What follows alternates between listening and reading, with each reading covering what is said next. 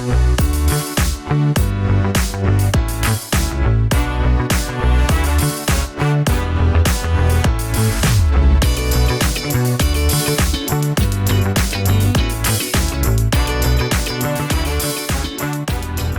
to the Hoof and Fang podcast. I'm Kirt Graves. And I'm Maz Maddox. And boy, do I have things to talk to you about. I'm excited. Okay. It has been a day here in the office where you used to exist. Yes. One, I take back everything I said last week about understanding you being cold. It is so hot in here and it's only like 40 degrees outside. So apparently the second it's above freezing, it's perfectly acceptable. But like under freezing, I was on your side. Fair. That's But fair. you were wearing sweaters in like July. Yeah. No, I'm I need to retract those statements from the last episode because it's totally actually valid. It's perfectly comfortable in here now that it's just slightly above freezing outside. Okay, so you know that bitch we hate? Yes. The person down the hall who is just so annoying and awful. Yeah. Not only did she at one point today leave a plate, a fork, and 2 glasses out on the counter for apparently somebody else to wash in the little shared kitchen area, which we know she's done before. Yeah. And then like, we'll be like, oh my gosh, I'm so sorry that happened. This excuse is why it happened. And it's like, bitch, you do this every time. Yeah. So and what's it's your not excuse like, every time? You do it all the time. You're always leaving your shit here for somebody else to clean. exactly. Like, despite the prominently placed sign that's there probably because of you. Yeah. Saying, please pick up after yourself. So not only did she do that again, but at one point today, obviously nobody has been in our office except for us. Like there's a little kitchenette with like an attached bathroom right next to our office. Like our office has a door that goes directly to it. And then there's like this area that's like next to it and it has like a sort of counter, but it's really a pretty useless area. Nobody ever goes there. Well, today she was hanging out there all day and she had papers spread over everything. So at one point she has an office. Like what the hell? Well, apparently it is inadequate for being able to spread out all of her papers. Love. And like when I say everywhere, I mean everywhere, like on the counters in the extra area, like some on the floor. It was like, I did not feel like I was able to go in there. So at one point today, I had to drive to Quick Trip to go to the bathroom. Oh my God. Because I was like, what the fuck, lady? Like, what are you doing? Also, you're hanging out right outside a bathroom. That's fucking weird. That is weird. I don't care what I have to do in there. I don't want somebody listening to me as I'm in there. Using the facilities. Yeah. Yeah. So yeah, she was and of course, like, how did I know she was here? I opened my booth and I smelled her. Yeah. Just the waft of her weird perfume or incense or whatever. Yeah. Yeah. So yeah, she really got under my skin today. She was driving me crazy. But that's behind me now. Hopefully. I mean, she's gone. I just checked the plate and the cups are still there. And then I looked in the hallway to say, I was like, is her door still open? Is she still here? No, looks like she's gone. So yeah, I guess after this, I'll be cleaning up her dishes real quick because don't understand how you can be an adult person in a shared space. And she's a senior citizen. This is not a young person. This is somebody who absolutely should and does know better because she knows to apologize when she forgets. Yeah. Which is every time. Often. Yeah, exactly. Why even set it down and walk away? Why even do that? Just are you going to use this plate with crumbs on it again later maybe and that's why you don't want to wash it? But then why would you bring it into the shared space? Yeah. So fucking weird. Well, and like if you don't scrub it immediately, that's when everything gets caked on there. So just rinse off the crumbs and put it away. It takes you 2 seconds. Like you're making it harder for yourself later. And you're being a slob for the people who have to use the space. Yeah. Which is so mostly shitty. Just me, but still. Well, still, it's another person. Like I can't fathom being that self-centered to where I'm just like going to leave my shit for strangers to deal with. Then Julie next door, she's leaving. So like she was here moving a bunch of her stuff out today. So she was knocking around in there too. And I was like, did you get any work done? And while because when I'm in my booth, it doesn't matter. But like, and when Bitch We Hate was in the room right next to me doing all her paperwork, she was also playing music very loudly through her phone. So like I could hear, it was like either be in this room and hear the music or be in the other room and hear Julie like disassembling a desk. It was like, My I God. was like, guys, these are not ideal conditions for work. And if it lasts more than one day, I might have to say something, but I guess I am spoiled in that I'm not used to this many distractions in this workspace. So, Right. but yeah, it was That's a day. awful. It was a day here at the office. So, Yeah, it sounds anyways, like how it. are you? I'm doing okay. I actually had to reach out to my company's like LGBTQ Alliance resource group because I found out that I guess Pride isn't going to be broadcast broadly. That was a terrible sentence.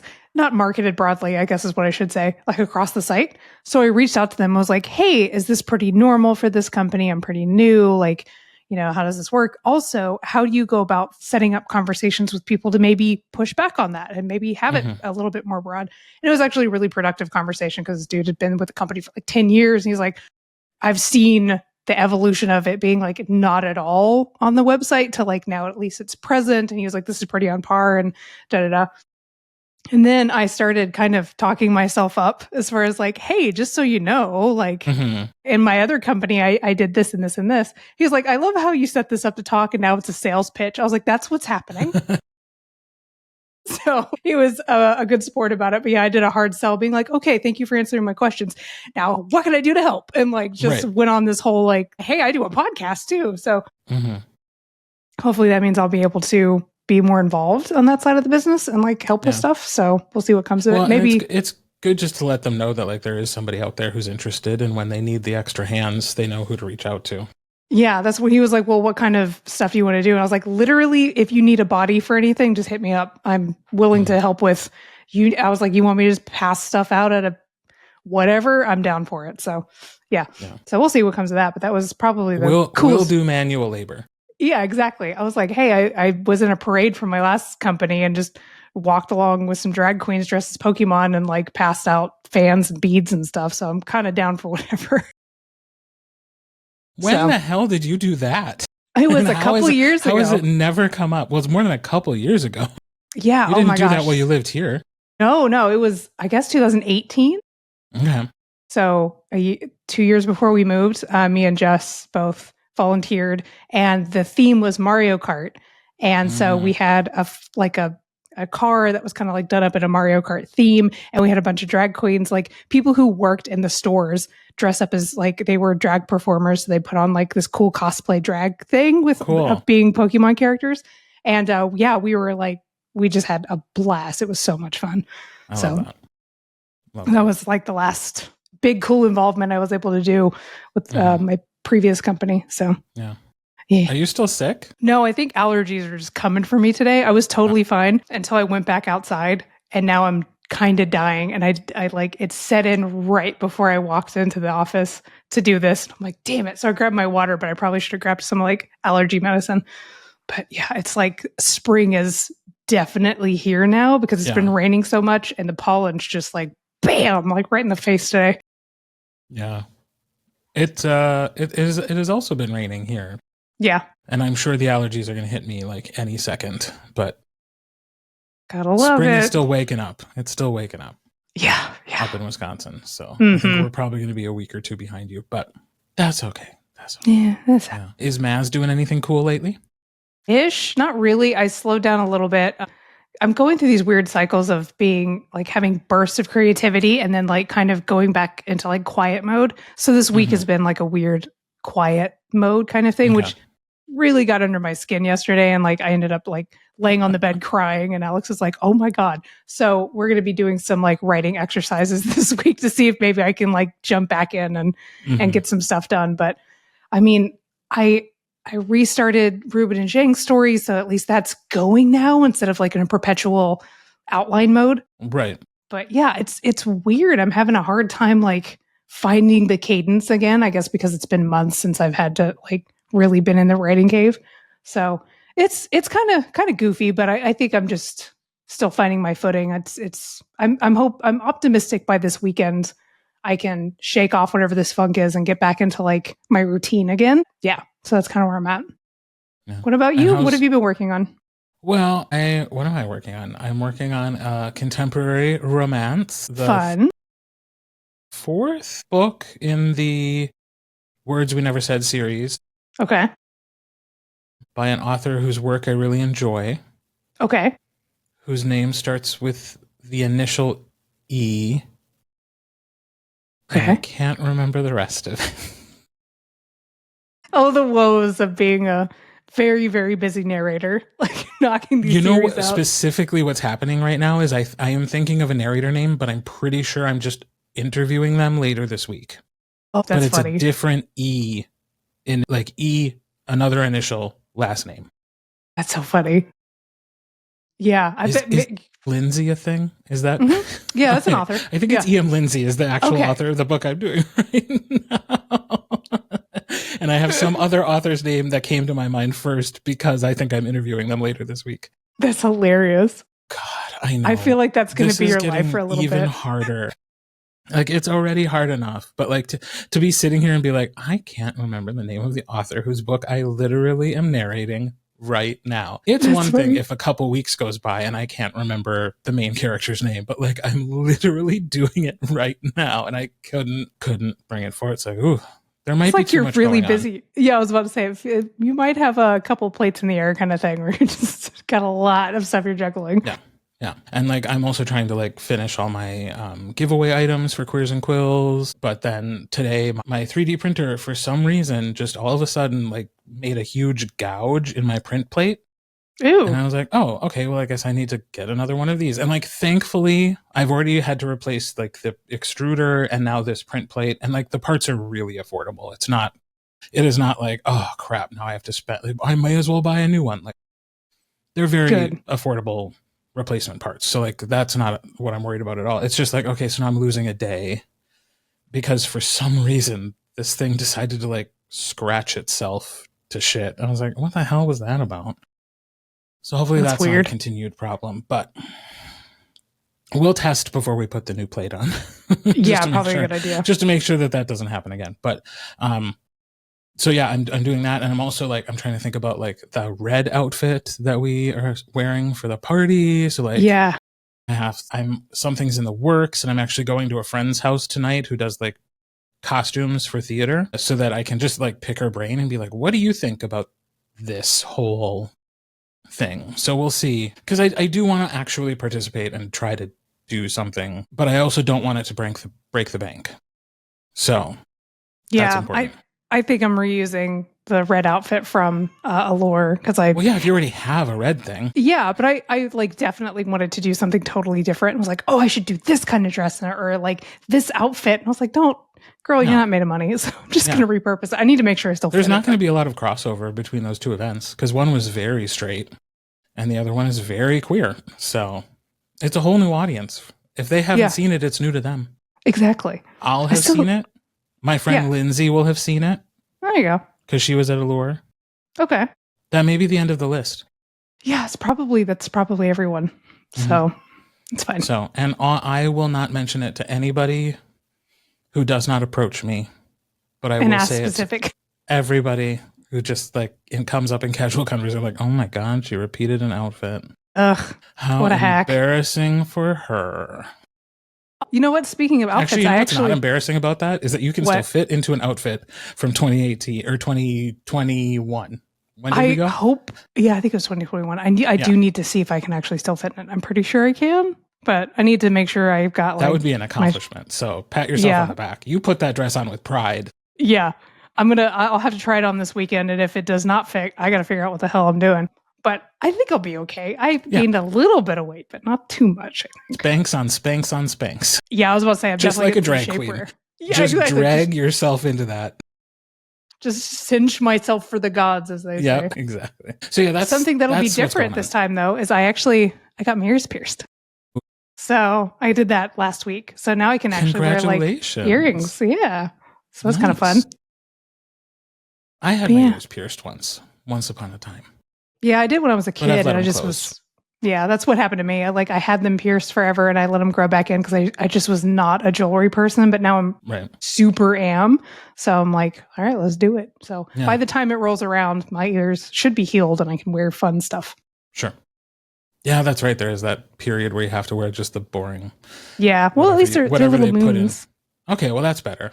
Yeah, I just they're had cute. studs, but that could have been because I was a boy and they were like, he won't want anything but a stud. And frankly, at the time, I probably wouldn't have because I was still in high Yeah. school, and walking around Yeah. with something sparkly on my ear would have brought the wrong kind of attention. Probably. Yeah, for sure.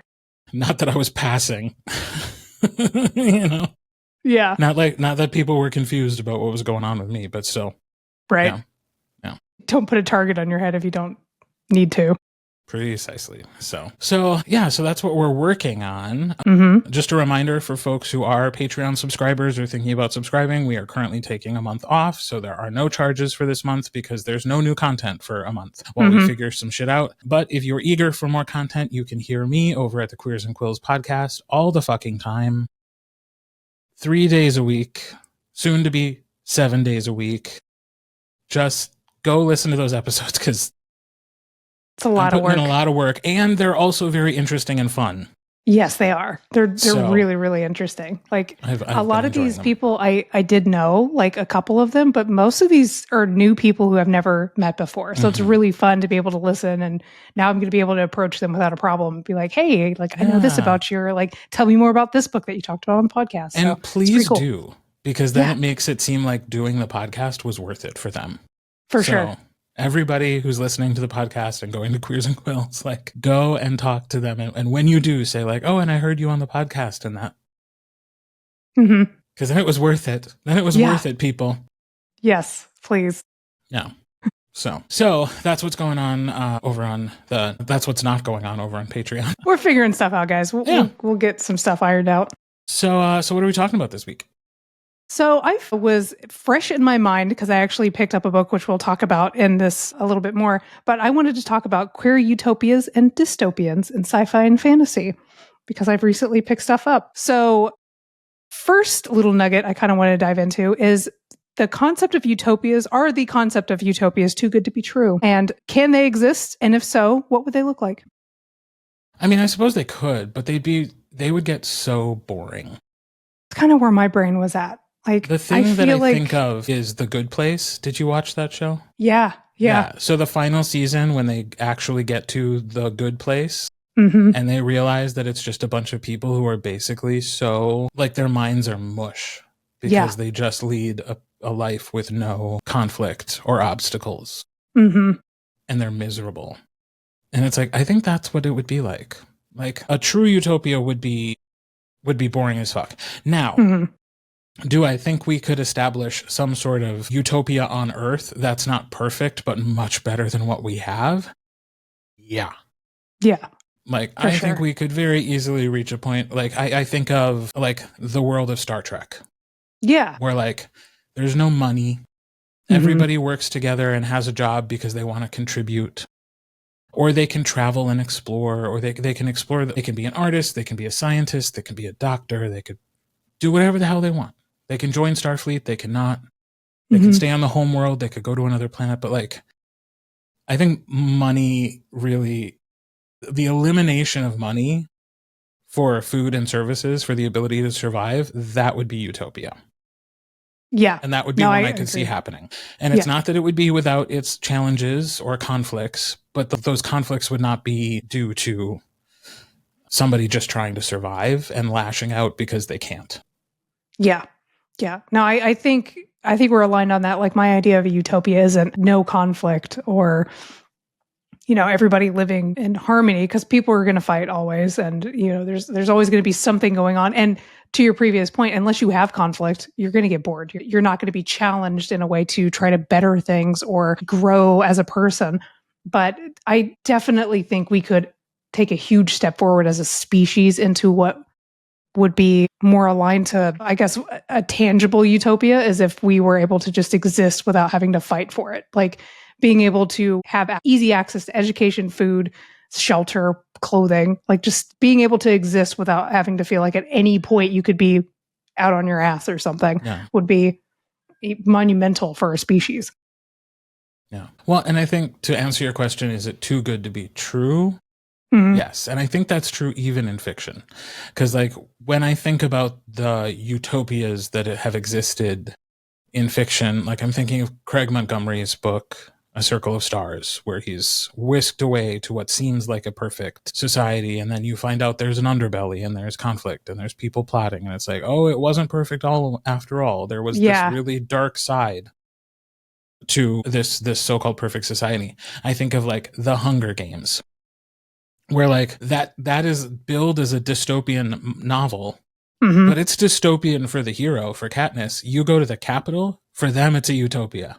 Yeah. And so it depends on where you're hanging out. Is this a dystopia or a utopia? Because there's almost always the flip side of the coin. It makes me think about the time I was working for Catholic Heart Work Camp, and we went to a community just outside of Hilton Head, which is a very rich, influential, like vacation area in the Carolinas. But we were in the town right next to that.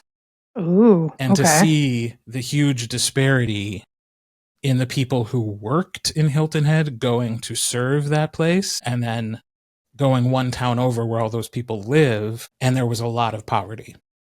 Ooh, it's like when you go to a resort in a tropical locale and you walk off the resort grounds and you suddenly see that like, oh, all the people who come here and serve us are living a much different life than what we're being presented with inside these walls. And so to me, anytime there's a utopia, like flip the script, turn it upside down, look at it from a different perspective. Almost certainly you are seeing a dystopia on the other side.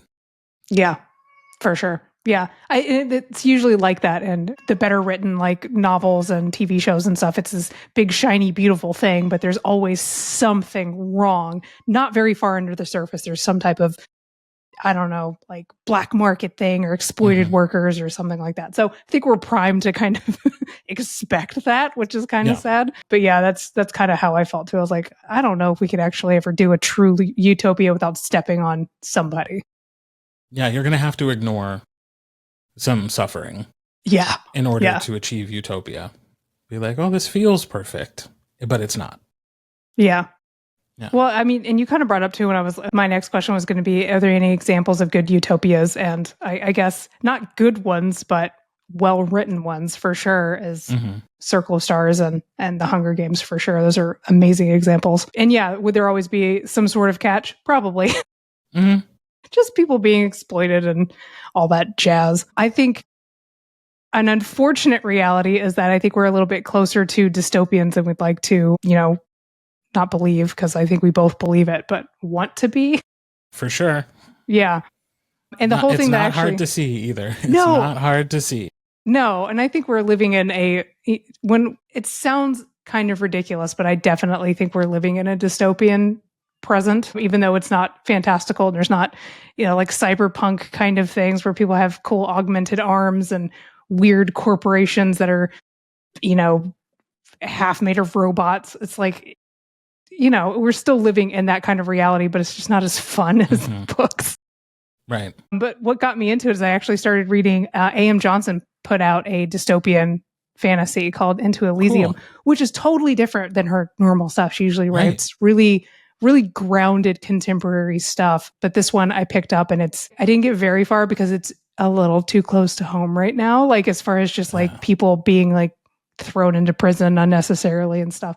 But it's of course beautifully written. So if you're in the mood for a great dystopian that of course has a romance, so I assume has a happy ending, definitely worth picking up, because I'm going to hope it has a happy ending because it's a romance, but I don't know. So if I'm wrong, don't get mad at me. But it's so beautifully written that it's worth picking up for sure. But yeah, I picked that one up and it's just like, oh, we got to talk about just dystopians and all that jazz.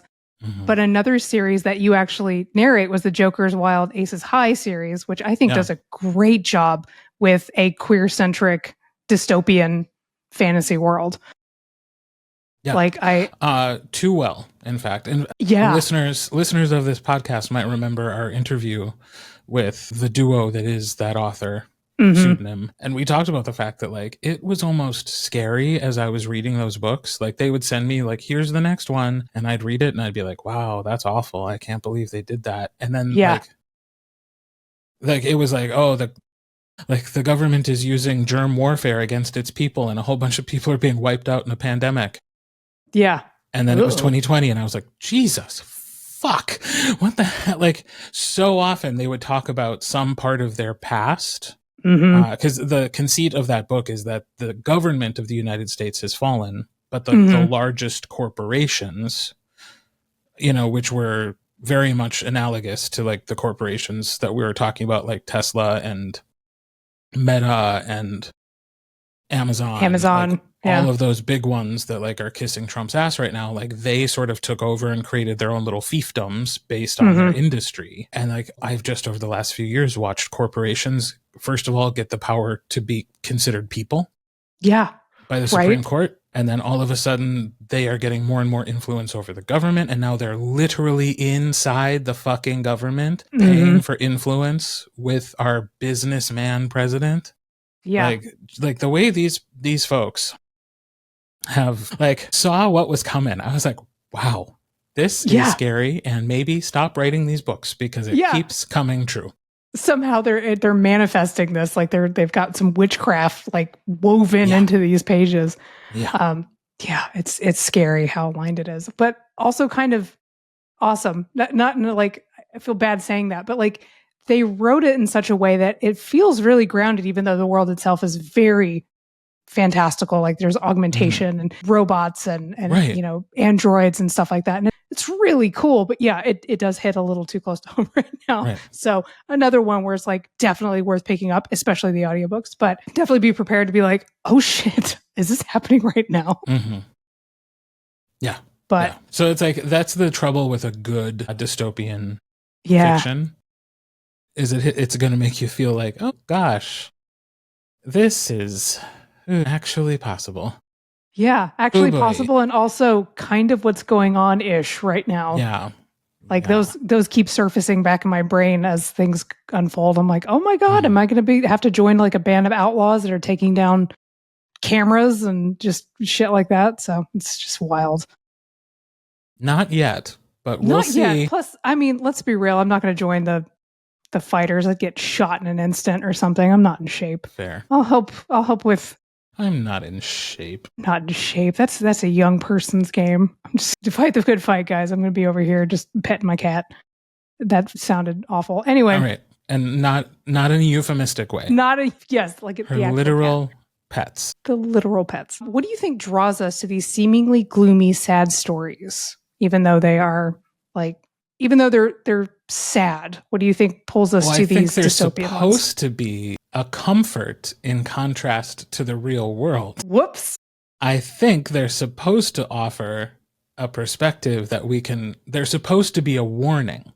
Be careful or this could happen. And I think we've gotten too close to the line. Yeah. Like, how far off does Hunger Games seem now, bitches? Right, exactly. Yeah, I guess that is a good point. It is supposed to be a reflection of what could be, but now it's almost like, how do they circumvent these situations? It's being used as a playbook by the people in charge. Yeah, it's being exactly. And now it's up to us, I guess, to be the heroes from those books that topple it somehow. But I don't know, man. Oof. I'm a hero. I just make podcasts and smutty books. Right? Well, and I guess in a way that's how we fight back against this stuff, is continuing to make this kind of content and shining light and laughing about it, even though we cry on the inside. Yeah, for sure. Yeah. Well, yeah. That's what I had for today. Alternately fun and horrifying. Yeah, it kind of as a good dystopian novel is. So exactly. That's the flavor. So, well, then that's it for this week, and we will be back next week. Thank you guys so much for joining us. And as always, you can find us all over social media at Hoof and Fang Podcast. You can contact us through our website. Really, it's better to just send us a direct email at hoofandfangpodcast@gmail.com, because sometimes the website doesn't notify us that we have a message. It's very inconsistent. That. Yeah, and like Patreon still exists. Yes. But if you join now, you won't be charged anything, because we ain't doing so. That's what's going on for us, and we will be back next week. See you then. Bye.